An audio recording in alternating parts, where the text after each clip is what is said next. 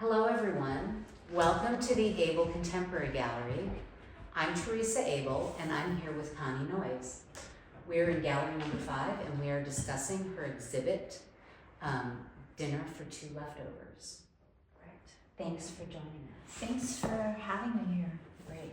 I'm going to read a little bit about you. Okay. And then I'm going to ask you some questions. Okay. Great.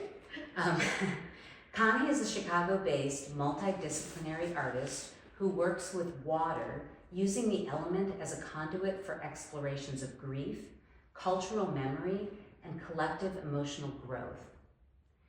Born in Washington, D.C., Noyes received her MFA from the School of the Art Institute of Chicago and attended Notre de Namur University in Belmont, California, where she received an MA in psychology.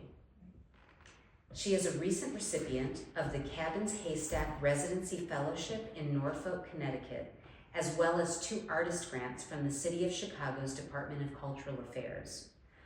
She has exhibited in cities worldwide, including Paris, Innsbruck, Munich, Dubai, and Bangui. Am I pronouncing that right? Close enough. Okay, Sure. She gained international recognition participating in Art Abu Dhabi and Art Bahrain, as well as the Biennale Internationale des Arts Non-Objectifs in Pont-de-Clair, Grenoble. Noyes has also worked and exhibited throughout the United States. She has participated in various international residencies, from locales as varied as Berlin to Dubai and South Africa to Finland. Her work is in numerous collections, including the Museum of Contemporary Photography in Chicago, the Ekstrom Library of Photographic Archives Special Collections in Louisville, Kentucky, Rhode Island School of Design, and the Greenville County Museum in South Carolina. Thanks for joining us. Yeah, thank you. Here in Stoughton, Wisconsin. So we're going to talk about a whole bunch of stuff because you're a really interesting person. Oh, thank you. Varied experiences. With varied experiences. But let's first talk about the title of this piece and let's unpack what this particular exhibit is about. Okay. So the title, Dinner for Two Leftovers, is about, okay, I have to back up because in 2016, my husband and father died within like 10 days of each other. And I was kind of flipped upside down. And I had been doing very different work prior to that. And I just took to my studio like a recovery room and started healing, started mending things. That's what I was doing. I was mending and sewing and just playing with different kinds of cocooning ideas. And I actually wanted to build a safe house in my studio, and I imported 1,000 pounds of sod into my studio, which when you're grieving, you should never make big decisions like this because it was a total disaster. Like, it all rotted, and I had to go in there with hazmat suits and clean out my studio. How does sod rot? Oh, it just because I was stacking it on top of each other to build like a sod house, and it just mildewed and it was nasty. So we cleaned it all out and donated it to community gardens and got rid of it that way. But so this idea, the leftover part, I felt like a leftover, like, okay, my husband got to die and here I am behind. I'm still here. What am I going to do next? And so that idea of being a leftover is where the title came from. And the table, this 20-foot table, I had this idea that when grief is very strong, that it's very difficult for people to stay connected because, like for me, I either felt like I was too much for people and I didn't want to bother them, or like there's just a distance that seems to naturally occur. And when I saw that table during COVID that Vladimir Putin was welcoming his guests from. That's what this came from, really, because I was like, oh, don't touch, don't get too close, and then the personal really flipped during COVID as well. Like, it became more of a collective kind of thinking around grief and loss and everything. It just keeps continuing. It seems like there's new grief every day. So that's kind of the basis of this in the little history. Right. I mean, what beauty coming out of that grief. Right. So in addition, we'll talk about the table itself a little bit more. So in addition to the table and these chairs, let's talk about the chairs for a minute. I adore these chairs. So one is called the gut punch chair and the other is the fall over backwards chair. Were those made specifically for this exhibit? Yes. I mean, because people who view the exhibit can sit in them and then they can sort of see each other, but they can't really, and there's too much. Right. But the chairs do have this gesture of humans. Mm-hmm. And right. It was almost, I just felt like, okay, what are the when I'm grieving, or I was grieving, it's like, I fell over backwards, and it's like I didn't know which side was up. So I just did this quick sketch of like a chair, because I've been working with chairs a lot. Like, I've done a lot of installations using chairs that I've wrapped in like thousands and thousands of yards of elastic thread, and then put wax on them, and done different installations with video and stuff like that. So chairs have been a big part of my practice for a while. And so I just did this quick sketch of a chair that looked like it was falling over backwards. And my husband and I have a very good woodworking friend who's a master woodworker, fabricator, who actually built them for me. But it felt to me like grief had shaped these chairs, like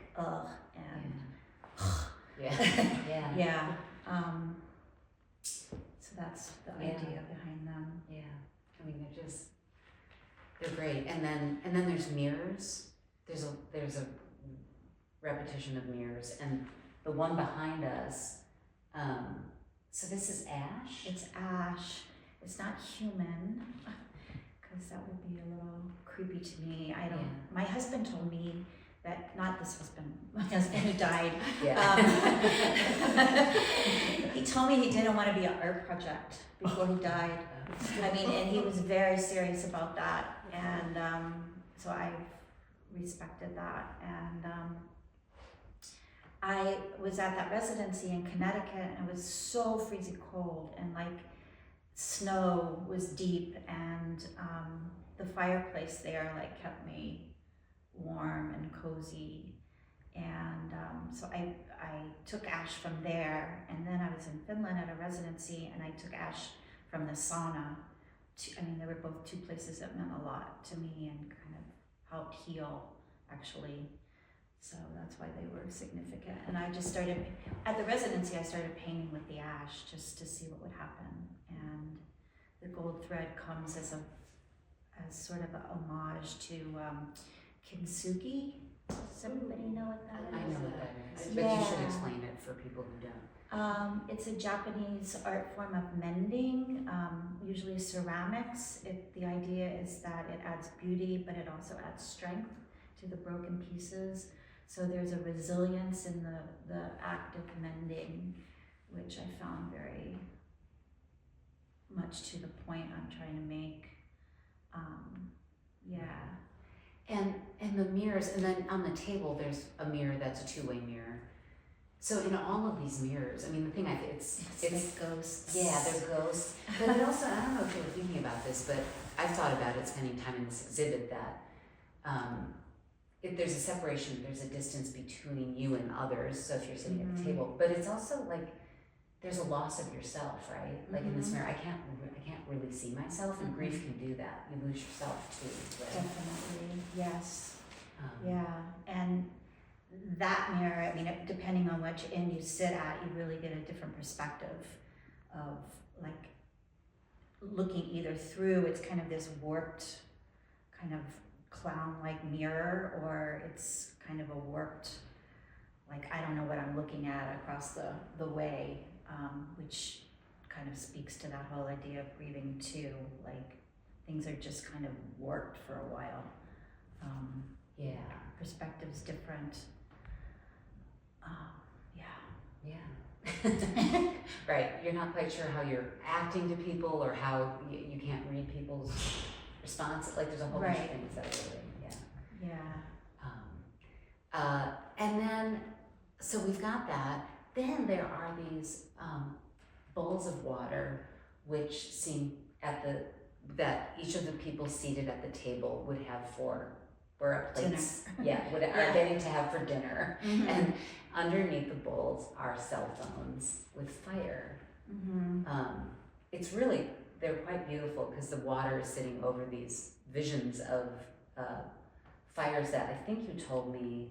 Were California fires. The California fires. I didn't take the video, I found the video, but yeah, they were the California fires. And you know, having lived my kids still live in California, and I lived in California for years. It's a very kind of precious place to me, and I don't know, just the image of fire and water together, and makes these cell phones seem untouchable in a time when cell phones are prevalent everywhere, and even at dinner parties, people bring their phones, and so like if you're sitting at this table, you can't get to that phone. You know, it could, you know, it's inaccessible. Because it makes me feel like like the whole exhibit ends up being like it can be a very personal grief of someone that you've lost, which you did. It can be a grief of loss of self or a life that you had before. And then when I see the fire, it makes me think about, I mean, we could be grieving the planet. We could be grieving. My work is kind of switching into that right now, and I think that's where that comes from. And the water sounds as well, like,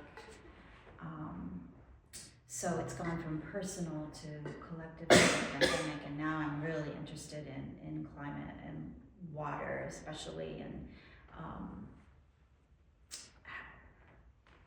how you know, we commodify water, we use it as a resource, and I had this idea to like think as water rather than about water. Like what would the difference be if I thought of myself as water? Because we are water, we're like 70-80% water. Yeah. You know, and I'm totally in love with the creatures in the sea and all these water bodies that I've seen, and you know, how is my DNA how is our DNA connected? Because we are. I mean, I looked up sea anemone's DNA, and there's some huge percentage of sea anemone DNA in us. I mean, it's just it's really fascinating, and so I'm actually working on some other ideas around connecting bodies of water, because it's all really one big body of water. With bodies of water and bodies in the sea, and it's probably going to be some kind of video installation, but that's down the road. And right now, that I just wanted a soundtrack of water here, so that's where that video came from. And I put the shroud over it to kind of, because people do that when you lose a loved one sometimes, you shroud the mirrors, but you can still see the movement, so things keep moving, and it keeps getting faster and faster and faster through time. So, and then the last element is this section of the wall over here, where there are a whole bunch of different picture frames, and with the ash paintings. Is it fair to call them paintings? Yeah, I call them paintings. Okay, and it feels like some. Well, I mean, they're remnants of you, but they're also, it's like some sort of strange family picture wall almost. It is. In a way. Yeah. Exactly. You Okay. got that right. Good. Yeah, it's like I remember as a child, like seeing on TV, especially. I don't think we had this at my house, but family photos on the dining room wall. Yeah. Yeah, where people would congregate and ignore each other, or not. Yeah. And the pictures are all like, remember all the good times. Yeah, Where right. we all looked great and we were happy. Right, yeah, and then, the fights over the sweet potatoes. Right. Oh my God. And then so under it is this hall table, which, again, it's that kind of that cozy, it's home, but it's super skinny. It's super skinny. It Why doesn't is hold it much. super skinny? I don't know if I have a real direct Oh, answer okay. for that. Okay. That's okay. Yeah, I guess I just didn't want it to take up that much Which space. No, it's true because I guess it lends itself to this idea that when you're doing everything's sort of theater, right? Right. It's just a stand-in, It's just or a it's prop. a symbol, it's a prop, so it doesn't actually. It's a prop to hold more frames. Yeah. And more pictures. Yeah. Yeah, and I didn't want it to be that noticeable. Usually they're the big serving buffet things that are there under the pictures. Yeah, no, I wasn't gonna do that. Right. Yeah. Because you're only serving fire and water. That's so. right. And I need a lot of stuff. Right. Oh man. So, is there anything I haven't touched on in this exhibit? Oh, yeah. Is there anything extra about this year that's different than? Because that's ash as well, right? That's ash as well. I don't know. It really depends on who's doing the looking as to what you see. I was photographing in here, and I swear every time I photographed in there was some kind of weird spirit thing going on, and it's probably just reflections in the room, but to me it looks like a figure, a shrouded figure, but I didn't intend that. Just sort of happened. Yeah. And over time Okay. looking at it, it kind of looks like that to me. Interesting. But Is it painted on the surface of the glass? yeah. How do you get it to? This is just a boring technical thing, but how do you get I was ash wondering, to? how does it stick? Glue. Okay. Yeah.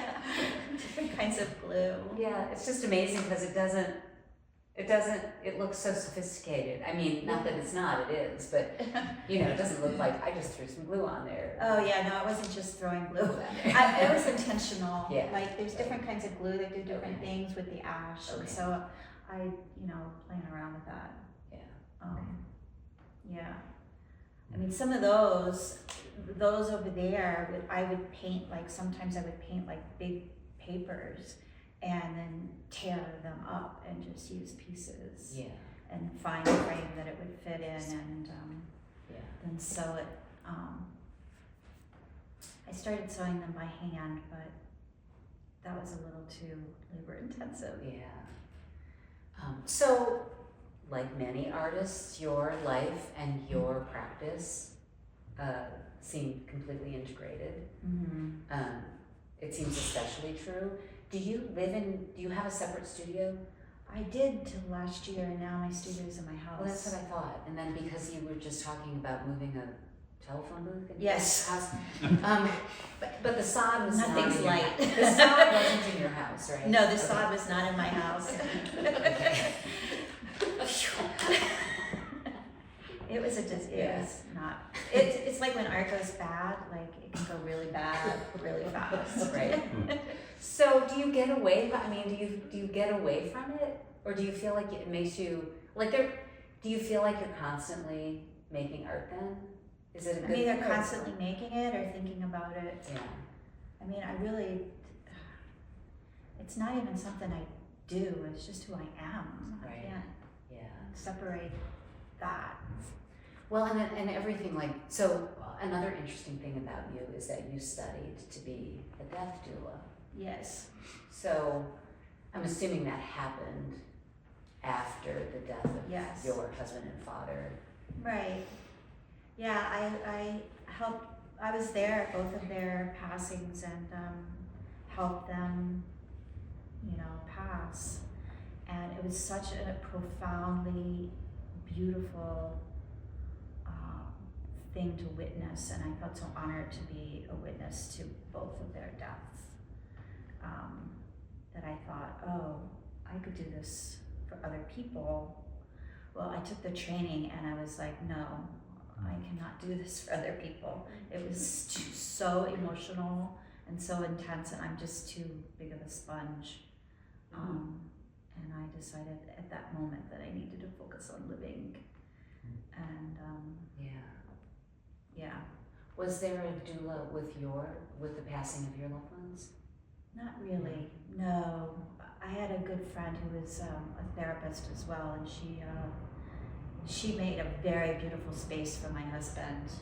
And we had a lot of people that came and visited, and music and that kind of thing. But lots of food and talking and kind of celebrating his life. And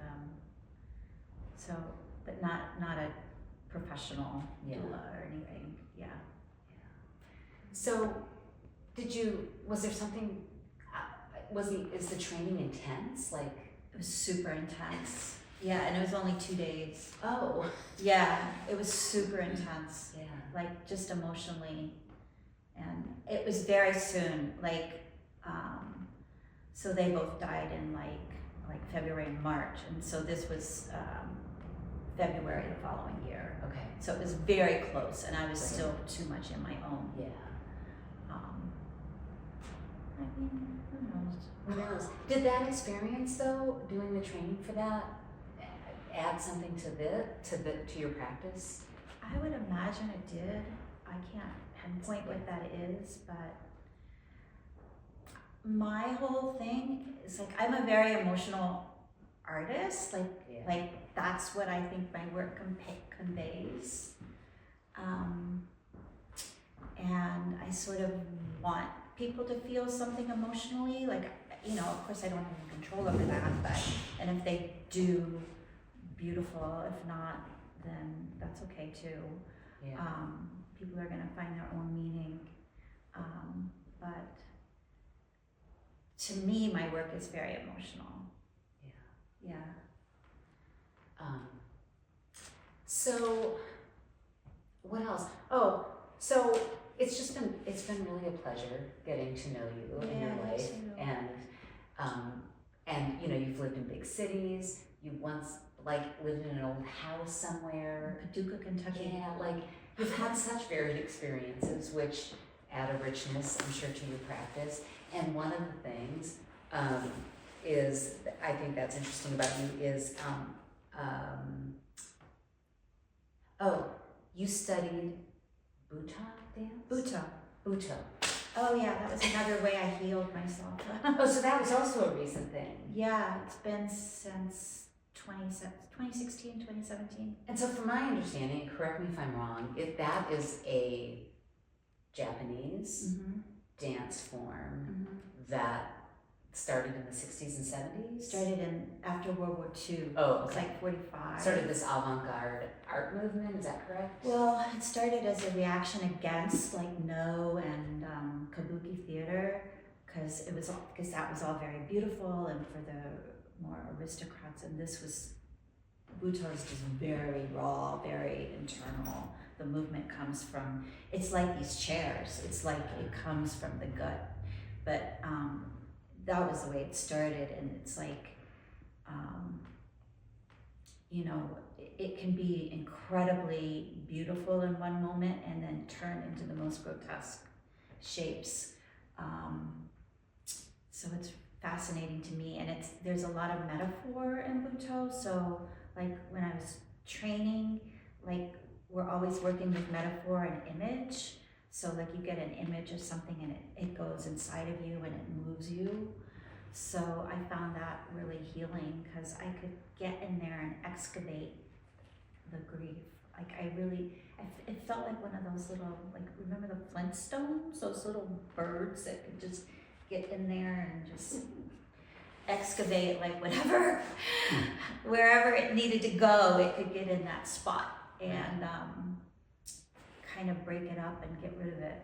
And it would come out in a different way, like maybe it would come out as a flower in my palm, or like it was very magical. And how soon did you study practicing that after these deaths? Like a few months. Oh, wow. Yeah, like it was very So soon. you must have been aware of that as a dance form Yeah, prior to yeah, that. yeah, yeah. And you just thought, I need this as Yes. Oh, I'd gone to a lot of performances before that. I Okay. found them just fascinating. They'd come, Buto dancer. There's a big Buto community in Chicago. Okay. Yeah. Did you have any other background as any other Yeah. kind of dance? Okay. I dance Okay. my whole life. Okay. Pretty much. Well, that makes sense. Yeah. Yeah. Different stuff though, like mostly salsa and African dance and like really booty shaking dance, not like this slow.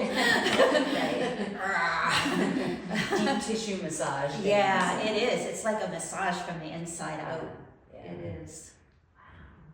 Yeah. And so do you perform it publicly? I've performed for video. Okay. I made this structure. I made this bag.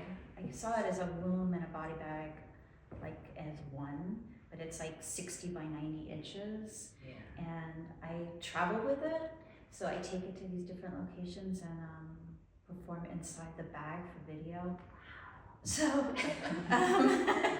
it's very, people are like, what are you doing? Like, I get to Finland and the water is like waking up because it's April.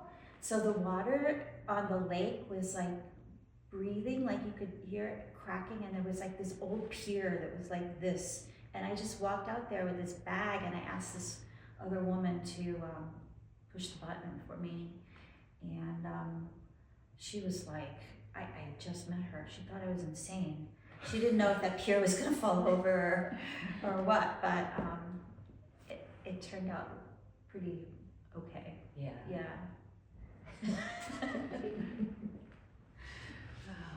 All right. So you also, so what else are you doing right now? You have a piece up in Chicago right now. Yeah, I have a piece in the Cultural Center, a show called Not a Soft Thing.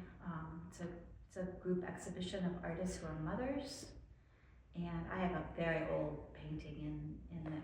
It's like 2012. Well, I guess it's not that old.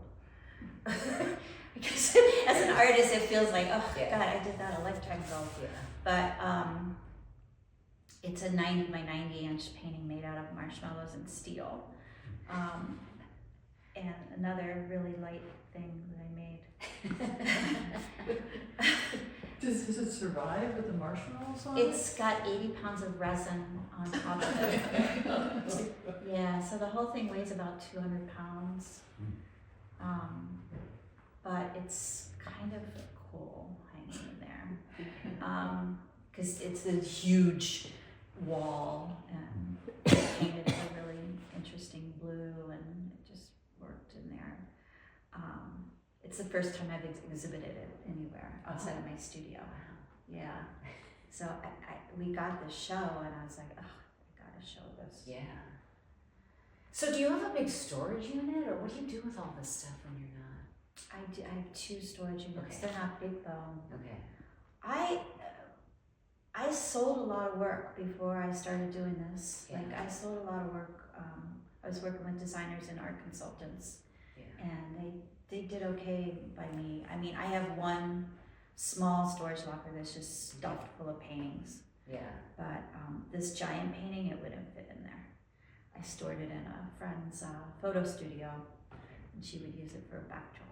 Oh, that's Yeah. a great trade, I think. Yeah, but I think after this show, it's going to a gallery.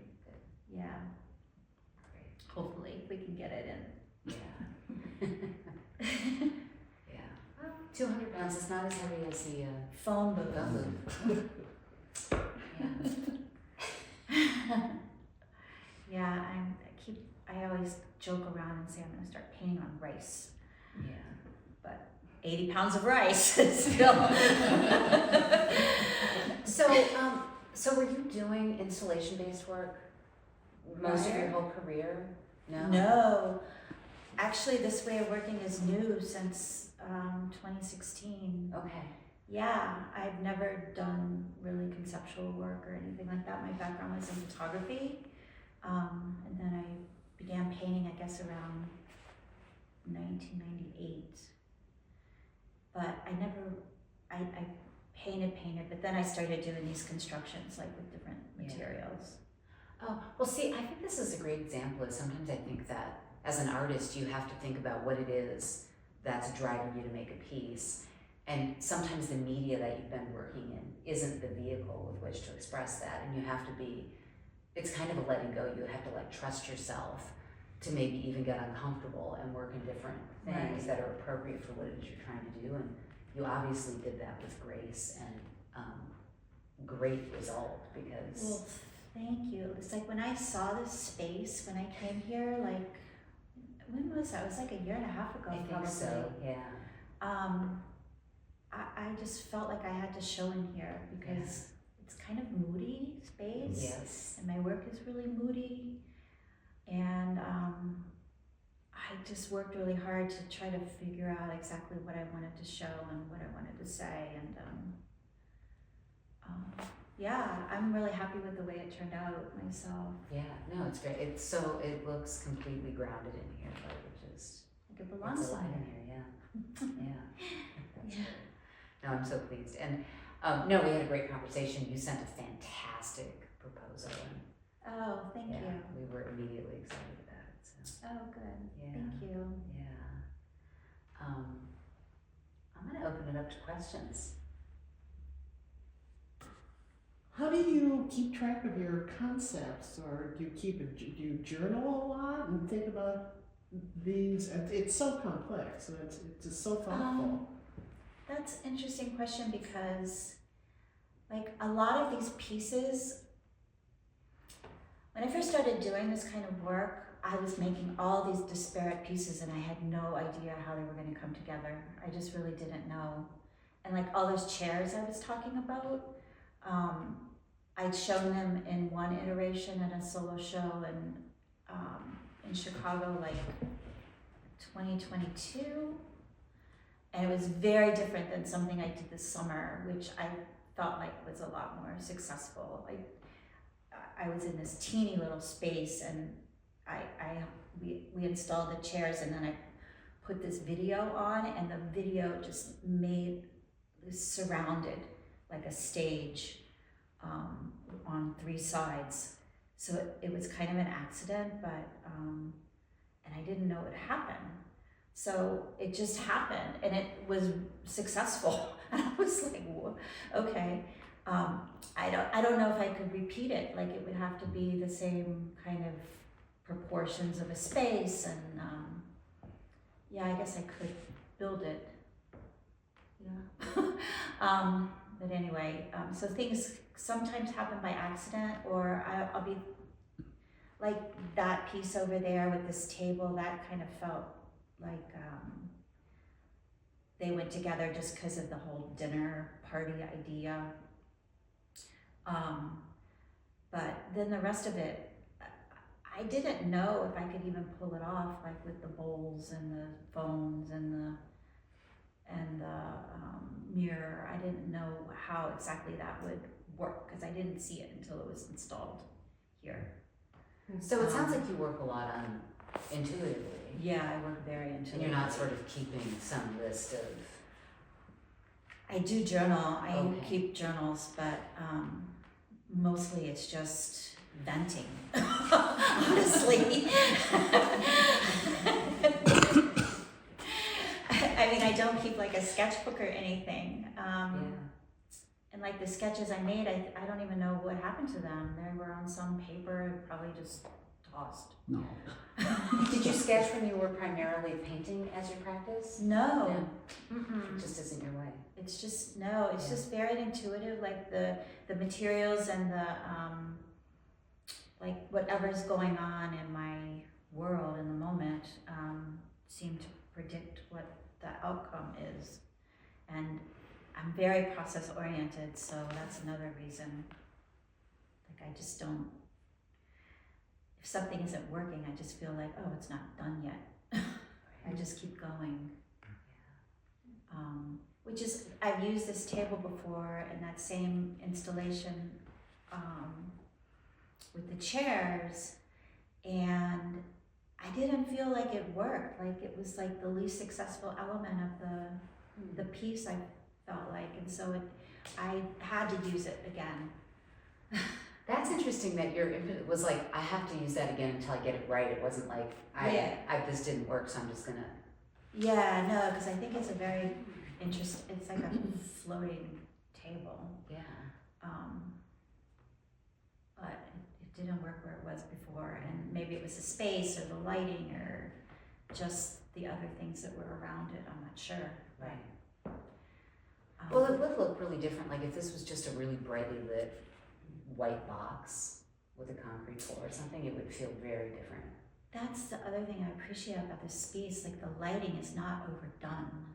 Right. Theirs must have been like 400 lights in this space before. Like we were taking them out, like, and we couldn't get enough out.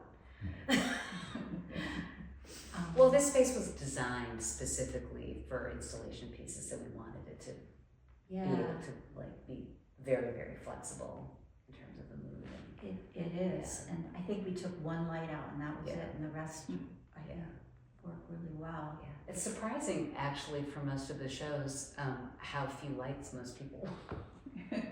Yeah, because I think the idea is to focus your eye on, and so the whole thing is lit, there's no focus. Any other questions? So did you study theater as well? Because a lot of this is theater. You know, people tell me that all the time, like, I love theater and I love movies, and it's like stage set, right? Mm-hmm. Yeah, I get that a lot. I'm not quite sure, I never studied theater. But your dance, I mean, that's Dance, theater. yeah, but I never danced professionally, it was just for me. Okay. I don't know, but you are not the first person to say that. Like a lot of people have said that to me. I need to think more about that. Like maybe it's just because I'm oh so dramatic. I don't know. And there's a sense of quiet drama to the scene when you walk in. Oh You know, yeah, You thank feel you. like something's happening here, something just happened, something will happen. You know, there's a lot of, I felt like a lot of invisible energy swirling around it all. I love that. Yeah. Thank you. I didn't know exactly what it meant or what it was, but I didn't need to. It was more an intuitive, just like, oh, that's how that makes me feel. Exactly. Yeah. And that's a really good point. Like, yeah, I think with this kind of work, I don't want to like hit anybody in the face, you know, with what I'm feeling or what is the impetus for something, but just that anticipation, maybe? Is that what you felt? Yeah, that's so nice. Thank you. I mean, I was attracted to the exhibit, to coming to see the exhibit and to hear your talk because of what you say in your write-up about mourning and stuff. And so when I walked in, I was sort of prepared, and I've had a lot of grief in my own life, so I was sort of prepared to find like a relationship with the things that I saw, but I didn't have to know what they were literally. You know, they're like ghost traces, or I don't know, the story under the story or something. Right. Yeah. I like not to give too much away because I really want people to have their own experience with the work. But this is a time where I'm supposed to give everything away. Yeah, right. Yeah. No, and I think that's another thing about like really, really, I think, successful art pieces, whether it's a painting or an installation or whatever it is, that the artist leaves enough room for the viewer to bring all their own life experience and have their own experience. think your statement is just enough Yeah. for people if they want it, but you're not. Yeah, you haven't laid everything out the way I forced you to during this talk. Right. Yeah. Yes. That's all right. I'll talk about anything. It's kind of an open book. But I feel like that's one thing that, like, hopefully I think people who come to the talk, you already were able to have your experience with it, and then sometimes it is nice after you, for me anyway, as a viewer of art, I love to have my own experience. I'll often look at a piece first, think about how I feel about it, what it makes me feel like, and then I'll read the statement. I do the same. Yeah. Yeah. I don't want to be told what to feel. Right. Yeah. And I want to work my brain too. Like, Right. this artist went through all of this trouble to make this thing, to communicate with me. So I want to have an experience with that thing first, the art, before I read the statement. Definitely. Yeah. Any other questions? Anybody else? I'll talk about anything. Yeah. I'm interested in this in your transition from a more strictly painting practice into a more conceptually driven, kind of object driven work, and sort of, was there like a spark that changed that, or was it a gradual change? It happened overnight Yeah. because I just couldn't bring myself to do the work I was doing. I had started, this is gonna sound really awful probably, but I was making a lot of expensive paintings for very wealthy clients to go into rooms that they didn't even sit in. And across from my studio was a homeless camp. And I thought, whoa, this is a big disconnect.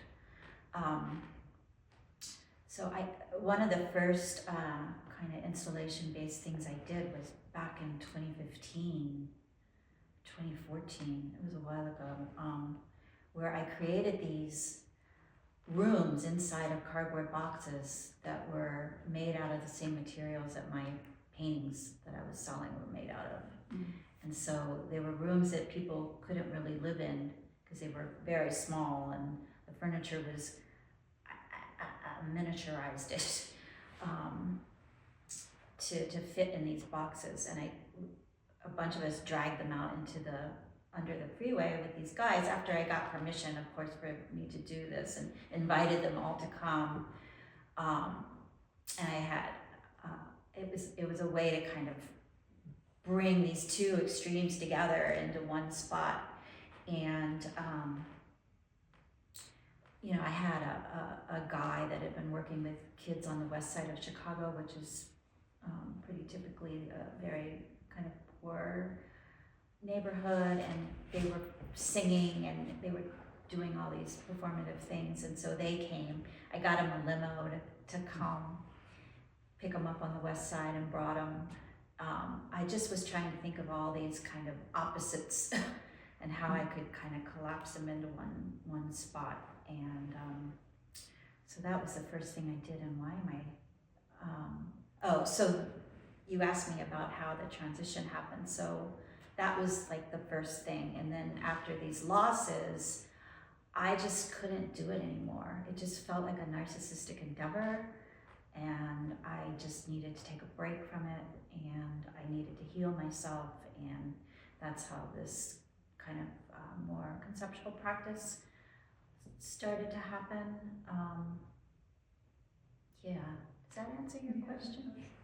And so were the paintings that you were making conceptually driven, or were they? They were material based. Yeah. Like I would use a lot of packing materials and resins and Was the marshmallow painting part of that? Yeah, Okay. that was part of that whole series. I actually would use a lot of detritus, like just stuff I would find, but I would make them.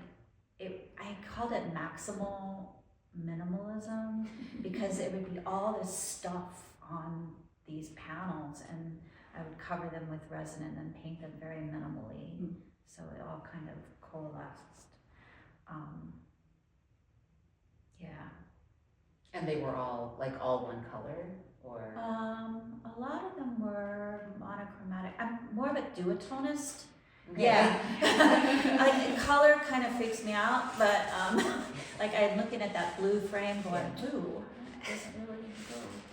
But There's a red one too. yeah. But we need a little hint of color, Yeah. pop of color, as they say. Yeah. Do you Yeah, think I'm more of a duotonist. do you think you'll ever paint again? Probably. Yeah. No, I started. I was very inspired by glaciers. Okay. And I've been trying to figure out how to, like, I've been working on these two little painting series called, I'm calling them urchins and calves. One part looked like sea urchins and the other part looks like the calving of the glaciers as they're coming off. All with plaster and material, like fabric and, yeah, a lot of plaster. Is there color in there? There's color hidden underneath, yeah. There's a lot of color actually.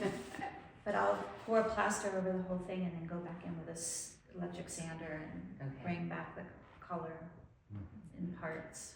So are they paintings or sculpture? They're kind of a cross between both. And you hang them on a wall? Mm-hmm. Okay. Yeah, they're flat. But thick? I mean, they're on panels like this, Okay. yeah. They'll just weigh a few hundred pounds. They're super light. Oh, okay. I can't. They're super light and they fit in my car. Amazing. That's good. Yeah. I'm always so envious of artists. I'm a writer, a poet, and an essayist, and I'm always so envious of artists because you work with your material in such a different way. I mean, it's like, get your hands right on it, you know, Yeah. in a way that you can't with words. I mean, it's all internal with words. I get my hands on it, but it's all Yeah. inside, you know, but you can't like, and you do work with words, you do work Yes. with language, like bread, like you're not working, why aren't you rising, you know? Right. But So you're kneading the word. yeah, but it's so Wow. fast, it's so fast, I'm just like, oh God, I just want to switch art forms. You know what? I'll trade you. I wish I could. This just seems like a lot more fun. I don't know. I think I'm a frustrated writer too. I think we all I we love can all writing. visualize some other artist's form and romanticize what that process might be like. Oh, it must be so great to be a dancer, that every moment must just be filled with expression and it must be great to be a writer and just Yeah, like even the sod, you know, mildewed sod. So tangible. Oh, it was definitely that.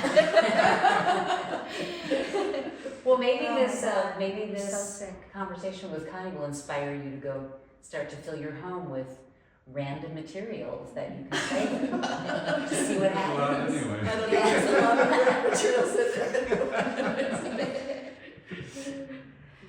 Yeah. So, Anything else? Were you going to say something else? well, I don't know. So what kind of writing do you do? Poetry and essays. Oh, And lovely. essays too, yeah. Nice. Great. Well, Well, much lighter. yeah. Yeah, lighter. Like, Physically. physically lighter. Physically, yeah, I was gonna say, no, I don't know, so- Oh, not lighter. Not like You don't emotionally need lighter. storage bins to store your Yes, stuff. no, yeah. Right. Anybody else? All right. So Thank you. Done. Thank you so much. This show is at the end of the year. The gallery's last day of 2025 is December 28th. So this show will be up through December 28th. So tell everybody Tell to your come and see friends. it. Oh, and follow me on Instagram. Yes. Yes. It's just my name. Yeah. And I'll follow you back. Great. Good. Well, thanks again. Thank It's you. Such This an was great. outstanding exhibit. Great. Yeah, thank you. Yay, good. Very painless. Good.